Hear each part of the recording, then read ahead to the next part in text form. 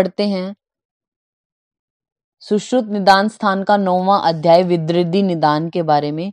तो विदृद्धि निदान में आप देखिए जो 4 नंबर श्लोक है उसमें त्वग रक्त मांस मेदांसी प्रदुष्य अस्थि समाश्रिता, यानी इसमें दुष्य कौन है? त्वचा है, रक्त है, मांस है, मेद है और बाद में अस्थि धातु, इनमें भयंकर शोथ होता है ऐसा बोला गया। तो आप यहीं लिख लीजिए विदृद्धि के 6 टाइप बोलते हैं आचार्य सुश्रुत। साइड में लिख लीजिए विदृद्धि 6 प्रकार की, कौन सी? वातज, पित्तज, कफज, सन्निपातज, रक्तज और क्षतज। तो वी, पी, के, एस, आर और क्षतज, इस तरीके से लिख सकते हैं। आपसे सीधा ही पूछेंगे विदृद्धि के भेद आचार्य सुश्रुत के अकॉर्डिंग 6 होते हैं। फिर आता है नेक्स्ट पेज पे, आप आ जाइए 7 नंबर श्लोक। वैसे हम इनको चरक संहिता में पढ़ चुके हैं विमर्श में, फिर भी एक बार जल्दी जल्दी देखना है हमने। जो वातिक विदृद्धि है उसमें सेकंड लाइन में हाईलाइट कर लीजिए चित्र उत्थान प्रपाकश। चित्र यानी अनेक प्रकार से उत्थान होता है, उठती है, और पकने वाली भी अनेक प्रकार की होती है, तो वो वातिक विदृद्धि है, चित्रो उत्थान प्रपाकश्च। फिर 8 नंबर श्लोक में आपने हाईलाइट करना है पक्वो दुम्बर संकाशम, और सेकंड लाइन में क्षिप्रो उत्थान प्रपाकश्च। जो पक्व पके हुए गुलर के या उदुम्बर के समान हो वो, और जिसमें शीघ्र प्रकार से जो उठती है और शीघ्र प्रकार से ही पाक होता है उसको बोलते हैं पैतिक विदृद्धि। फिर कफज विदृद्धि है जो 9 नंबर श्लोक में, उसमें आप हाईलाइट कर लीजिए श्राव सदृश्य, श्राव के समान हो, और सेकंड लाइन में चिरो उत्थान प्रपाकश्च को। तो आपको याद रखना है वातिक में वर्ड आया चित्रो उत्थान प्रपाकश्च, पित्तज में पक्वो दुम्बर संकाशम और क्षिप्रो उत्थान प्रपाकश्च। कफज विदृद्धि श्राव के सदृश्य होती है और चिरो उत्थान प्रपाकश्च ऐसा बोला गया है। फिर 10 नंबर श्लोक है जो उसको हिंदी में ही हाईलाइट कर लीजिए। वातिक का जो श्राव होगा वो तनु होगा, तनु वर्ड है श्लोक में, यहाँ पे पतला लिखा है तो तनु। पित्तज का होगा पीत वर्ण का यानी पीला, और कफ का होगा सित यानी श्वेत वर्ण का। फिर 11 नंबर श्लोक में आप फर्स्ट लाइन को हाईलाइट कर लीजिए। सन्निपातज विदृद्धि के लिए क्या बोला गया? नाना वर्ण रुजा श्रावो, जिसमें नाना वर्ण की हो वो, रुजा अनेक प्रकार की हो, श्राव अनेक प्रकार का हो। घाटालो विषमो महान यानी उभरी हुई है, विषम है या महान है जो, विषमम पच्यते च अपि विदृद्धि सन्निपातिक, ये सन्निपातिक विदृद्धि के लिए बोला गया है। फिर 12 और 13 नंबर श्लोक में आगंतुज विदृद्धि लिखा है ना, इसी को आप ऑब्लिक करके क्षतज लिख लीजिए, इसी को क्षतज भी बोलते हैं। और हिंदी की 3rd लाइन को हाईलाइट कर लीजिए पित्तज विदृद्धि के लक्षणों के समान। तो आपसे पूछेंगे आगंतुज विदृद्धि में किसके समान लक्षण आते हैं? तो पित्तज विदृद्धि के समान आते हैं लक्षण।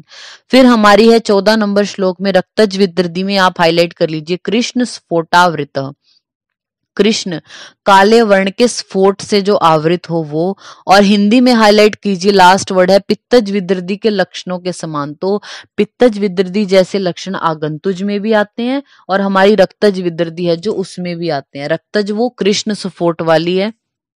बाकी हमारा हो गया।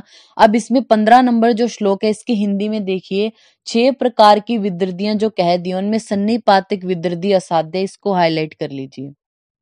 सन्निपातिक विदृद्धि असाध्य बोली गई है।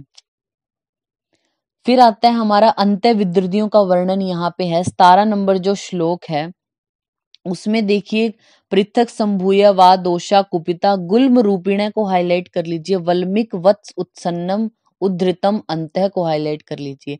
ये अभ्यंतर जो विदृद्धि होती है ये तो बाहर है, आपको स्किन पे विजिबल होंगी ये वातिक पित्तज वाली। जो अंत्य विदृद्धि है इसमें क्या होगा? दोष गुल्म के स्वरूप की होगी। जो अंत्य विदृद्धि का स्वरूप कैसा बताया? गुल्म के स्वरूप की, वल्मीक के समान ऊंची उठी हुई होती है अंत्य विदृद्धि। फिर 18 नंबर श्लोक ये भी हम जो चरक संहिता उसमें विमर्श में पढ़ चुके, तो जल्दी जल्दी इसको पढ़ना है कि अंत्य विदृद्धि के स्थान तो यही लिख लीजिए। अंत्य विदृद्धि के स्थान सुश्रुत बोलते हैं 10 और चरक ने बोले थे 9। उन्होंने गुदा को नहीं माना था। जो सुश्रुत वाले हैं उनमें गुदा को नहीं माना चरक ने, तो सुश्रुत बोलते हैं 10 अभ्यंतर विदृद्धि के स्थान और चरक बोलते हैं 9। अब आप आ जाइए 21, 22 और 23 नंबर श्लोक, इंपॉर्टेंट है ये। गुद के लिए क्या बोला, गुदे वात निरोधस्तु, यानी अगर गुद के अंदर विद्रदी होगी तो वात निरोधस्तु। आप एक बार हिंदी में देखिए इसकी, गुदा के अंदर विद्रदी होने से वात तथा मल का अवरोध। कई बार ये क्वेश्चन आया हुआ है कि गुदा की अगर अभ्यंतर विद्रदी है तो उसका क्या परिणाम हो सकता है। ऑप्शन में वात निरोधस्तु वर्ड कम आया हुआ है, ऐसे करके आया वात और मल का अवरोध। अगर ऐसे आता है ना कि वात और मल का अवरोध है और बाकी सारे अलग ऑप्शन है, श्वास, उच्छ्वास और पिपासा, ये सब, तो आपको वात और मल का निरोध इसको टिक कर देना है, फिर वो करेक्ट हो जाएगा। लेकिन अगर ऑप्शन में वर्ड है वात निरोधस्तु की वात का अवरोध है तो वो मोर करेक्ट होगा, फिर वात अवरोध को ही आपने टिक लगाना है। कई बार एक ऐसा होता है कि आपके पास ऑप्शन ही नहीं है वैसा, ऑप्शन इस तरीके से होगा कि इसका परिणाम क्या होगा गुद विद्रदी का, ऑप्शन में होगा वात और मल का अवरोध, फिर श्वास, उच्छ्वास या फिर पिपासा आदि। तो आपके पास ऑप्शन ही नहीं है, बाकी तो हो ही नहीं सकते, वात का अवरोध तो होता ही है ना, तो वात और मल का अवरोध, फिर आप वो टिक लगा देंगे सिचुएशन देख के। अगर उसी में ऑप्शन आपका वात और मल का अवरोध प्लस में एक वात निरोध भी है तो वात निरोध मोर करेक्ट होगा। तो गुदगत अगर विद्रदी है तो उसमें वात निरोधस्तु आएगा। फिर बस्तो कृच्छ अल्प मूत्रता को हाईलाइट कर लीजिए, अगर बस्ती में है तो कृच्छ यानी जब मूत्र करेगा तो उसको कठिनाई से होगा और अल्प मूत्र का त्याग करेगा। नाभ्याम हिक्का तथा आटोपे को हाईलाइट कर लीजिए, नाभि में हिक्का होगी और आटोप होगा। कुक्षो मारुत कोपने को हाईलाइट कर लीजिए, कुक्षी में मारुत का कोप होगा। फिर कटी पृष्ठ ग्रह तीव्रो वंक्षणो उत्थय, अगर वंक्षण में है तो कटी पृष्ठ ग्रह होगा। हमने चरक आचार्य के अकॉर्डिंग जो वृक वाली है उसमें पढ़ा था कटी पृष्ठ ग्रह होना, यहाँ पे ये वंक्षण में ऐसे लक्षण बोलते हैं, ठीक है। फिर आता है वृको पार्श्व संकोचे को आपने हाईलाइट किया, वृक में पार्श्व संकोच होगा पेशेंट को।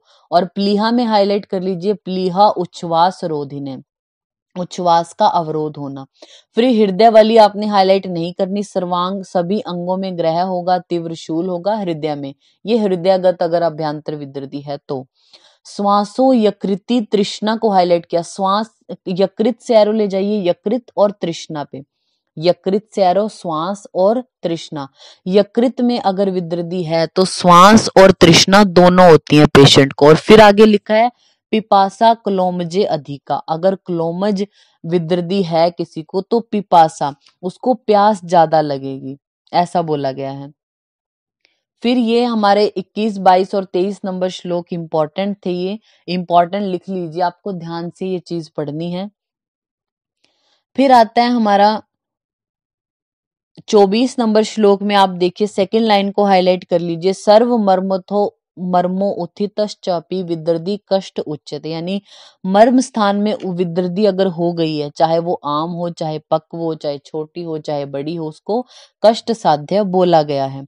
फिर 25 और 26 नंबर श्लोक है, इसकी आप हिंदी पढ़ लीजिए, ये हम चरक के अकॉर्डिंग भी इसी तरह है वो पढ़ चुके हैं कि अगर नाभि के ऊपर वाली विद्रदियां हैं तो उनका जब पक जाएंगी वो, तो उनका श्राव मुख आदि यानी ऊपर वाले मार्गों से होगा। अगर जो है वो नाभि के नीचे है विद्रदी यानी वृक, बस्ती, वंक्षण, इनकी तो गुदा या मूत्र मार्ग से श्राव होगा। नीचे की ओर से श्रुत हुई वाली, ये जो हिंदी है ना इसमें आप इसको लाइन को अंडरलाइन जरूर कर लें, नीचे की ओर से श्रुत होने वाली विद्रदियां जो होती हैं वो ठीक हो जाती हैं, किंतु मुख आदि से श्रुत होने वाली विद्रदियों में व्यक्ति जीवित नहीं रहता, ऐसा बोला गया है, ठीक है। और हृदय नाभि बस्ती को छोड़कर अन्य स्थान में विद्रदियां बाहरी भाग्यवश बाहरी त्वचा में विदीर्ण हो जाती हैं, तब कदाचित मनुष्य जीवित रह सकता है, किंतु हृदय बस्ती और नाभि की विकृतियों में मनुष्य जीवित नहीं रह सकता। तो आप 26 नंबर श्लोक को एक बार देखिए, हृदय नाभि बस्ती वर्ज्यान ये तेषु भिन्नेषु बाह्यत, यानी अगर हृदय नाभि बस्ती इनकी इन तीन जगह की जो हमारी विद्रदी है उसको छोड़कर अगर कहीं की भी भिन्न होती है और वो बाहरी जगह पे निकल रही है तो ठीक है। जीवेत कदाचिन वो जीवित रह सकता है। पुरुषो न इतरेशु कदाचन, इतरेशु मतलब इनके विपरीत, यानी हृदय नाभि या बस्ती इनमें अगर विद्रदी है तो वो जीवित नहीं रहता, तो इनको इन तीन स्थानों में होने वाली विद्रदी को असाध्य कहा गया है। नेक्स्ट हमारा आता है जो 27 और 28 नंबर श्लोक है। इसमें देखिए रक्त विद्रदी के बारे में क्या बोला कि जो अप्रजाता है मतलब गर्भस्राव या गर्भपात होने पर, योग्य समय पर प्रसव होने से अहितकर अगर आहार विहार का सेवन कर रही है, दाह ज्वर आदि जो कारण है। फोर्थ लाइन में आप इसके देखिए, कुक्षी में मक्कल संज्ञा रक्त विद्रदी उत्पन्न होती है, इसको हाईलाइट कर लीजिए। गर्भाशय के लिए बोला है, इसमें मक्कल संज्ञक रक्त विद्रदी उत्पन्न होती है। यदि मक्कल विद्रदी 7 दिन में शांत ना हो तो वह फिर पक जाती है, ऐसा बोला गया है। इस लाइन को आप हाईलाइट कर लीजिए बस, कि जो रक्तज विद्रदी है मैंने अगर वो गर्भाशय में तो मक्कल संज्ञक होती है, मतलब मक्कल संज्ञा दी जाती है उसको, और ये 7 दिन में शांत हो जाए तो ठीक है, वरना ये पक जाती है, ऐसा बोला गया है। फिर हमारा आता है 30 नंबर श्लोक है, जो इसकी हिंदी की सेकंड लाइन में आप देखिए कि जो हमारा विद्रदी है और गुल्म है उसमें क्या डिफरेंस होता है। तो बोलते हैं गुल्म पकता नहीं और विद्रदी में पाक होता है, ऐसा बोला गया है। 31 नंबर श्लोक को आप हाईलाइट कर लीजिए। नए निबंधो अस्थि गुल्मा नाम, गुल्म का कोई निबंध होता ही नहीं है, मतलब आपसे पूछेंगे ऐसी कौन सी व्याधि है जिसका कोई दुष्य ही नहीं है, तो वो हमारी गुल्म होती है। गुल्म के लिए बोला गया कोई निबंध ही नहीं है इसका, तो दुष्य ही नहीं है। विदर्दी सनिबंध है, विदर्दी में तो दुष्य होते हैं, एक ये डिफरेंस है इनमें। गुल्माकारा स्वम दोषाम विदर्दी मास शोणिता, यानी जो गुल्म है उसमें वात आदि दोष स्वयं गुल्म के आकार के हो जाते हैं, लेकिन विदर्दी में मांस और रक्त से बनती है, इसलिए विदर्दी पक जाती है, गुल्म पकता नहीं है, ऐसा बोला गया है। फिर आप आ जाइए 35 नंबर जो श्लोक है उसकी हिंदी में हाईलाइट कर लीजिए। असाध्य विदर्दी किसको बोलते हैं, मतलब कौन कौन सी होती है। हृदय नाभि और बस्ती में पैदा हुई पक विदर्दी है वो, और त्रिदोषज विदर्दी है जो उसको चिकित्सा ना करे, ये इनको असाध्य बोला गया है। फिर आता है अस्थि विदर्दी के लक्षण। इसमें बोला गया है मज्ज परिपाको घोरा, फर्स्ट लाइन में इसमें हाईलाइट कर लीजिए। अगर अस्थिगत विदर्दी हो तो मज्जा में भयंकर पाक हो जाएगा। अस्थि में मज्जा तो होती है, तो अगर हमारी मज्जा का पाक हो जाता है, ऐसा बोला गया है। फिर 39 नंबर जो श्लोक है उसमें सेकंड लाइन में देखिए, मेद प्रभुवम स्निग्धम शुक्लम शीत अथो गुरु, यानी जो श्राव होगा वो कैसा होगा, मेद प्रभु, मेद के जैसा, स्निग्ध होगा, शुक्ल होगा, शीत होगा और गुरु होगा। और इसके जस्ट नीचे वर्ड लिखा है सर्व दोष रुजावहम, यानी अस्थि विदर्दी में दोष कौन से होते हैं, त्रिदोषज होती है। अस्थि विदर्दी के आप जहां पे ये वर्ड लिखा है ना अस्थि विदर्दी लक्षण, तो वहीं लिख लीजिए त्रिदोषज होती है और भयंकर रुजा। तो अस्थिगत विदर्दी में आपने क्या हाईलाइट किया, मज्ज परिपाको घोरह, और इसका श्राव मेद प्रभुम स्निग्ध शुक्ल शीत और गुरु होगा, सभी दोषों की वजह से होती है, और रुजा वह। तो ये जो हमारा चैप्टर है 9 नंबर जो चैप्टर है, इसमें हमने क्या याद रखना है, जो विदर्दी है उसके भेद सबसे पहले 6 प्रकार की है। वात पित्त कफ सन्निपातज रक्तज और आगंतुज या फिर क्षतज बोलते हैं। वातिक जो हमारी विदर्दी है उसमें चित्रोत्थान प्रपाकश, पित्तज विदर्दी में पक्वो दुम्बर संकाशम और क्षिप्रोत्थान प्रपाकश वर्ड आएगा। कफज विदर्दी श्राव सदृश्य और चिरोत्थान प्रपाकश, फिर उनका श्राव वातिक का तनु, पित्तज का पीत और कफज का सीत यानी श्वेत वर्ण का।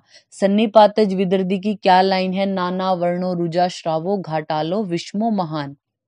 आगंतुज विदर्दी में जो पित्तज विदर्दी है उसके समान लक्षण मिलेंगे, ऐसे ही रक्तज में भी पित्तज के समान लक्षण मिलते हैं, बस वो कृष्ण सफोट हो जाते हैं वहां पे। सन्निपातक विदर्दी को इनमें से असाध्य बोला है।